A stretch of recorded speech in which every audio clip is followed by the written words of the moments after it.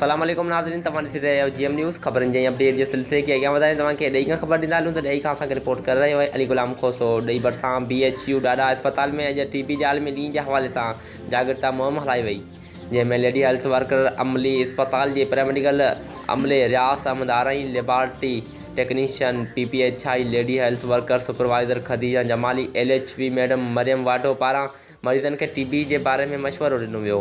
जॾहिं त TB जे आलमी ॾींहं जे मौक़े ते इन्हनि GM न्यूज़ सां ॻाल्हाईंदे ॿुधायो त TB हिकु ख़तरनाक मौज़ी मर्ज़ आहे जंहिंखां बचण जे लाइ अॼु पूरे मुल्क में TB जो आलमी ॾींहुं मल्हायो वञे थो। TB खां बचण जे लाइ पंहिंजे वेझे अस्पताल मर्कज़नि ते वञी डॉक्टरनि सां राब्तो करे TB टेस्ट कराई वञे त जी इन मौज़ी ख़तरनाक मौज़ी मर्ज़ खां बची सघिजे।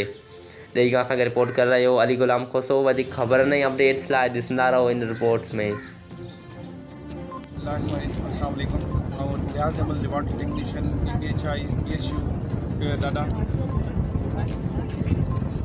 अॼु जेको असीं BHU डाढा ते असीं पंहिंजे स्टाफ समेत ऐं आदि खदीजा सुपरवाइज़र ऐं जेके असांजूं अॼु LHWs जेके आहिनि अॼु जेको हिते असीं मुतहद जेको असीं थी वियूं गॾु असांजे TB जो जेको आलमी जेको ॾींहुं आहे उन जे हवाले सां जेको असां सभु हिते गॾु थिया आहियूं। असां हिकिड़ो TB वाक़ो कयो आहे त असां हिकिड़ो अज़म कयो आहे त इनशाअल्लाह असीं जेको पंहिंजी जेको फील्ड में सराउंडिंग एरिया में जिते बि जेको TB जा जेका केस आहिनि उन्हनि खे असीं टोटोबागो असीं बदीन इंडस जिते बि असांजी जेके हायर हेल्थ फैसिलिटीज़ आहिनि उन्हनि खे असां उनखे TB जा जेका केस रेफर कंदासीं।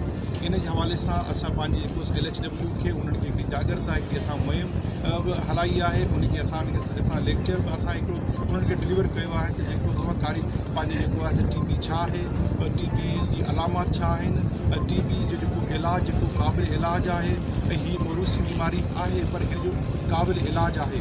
इन जे लाइ मरीज़ खे उनजी मालूमात उनजी टेस्ट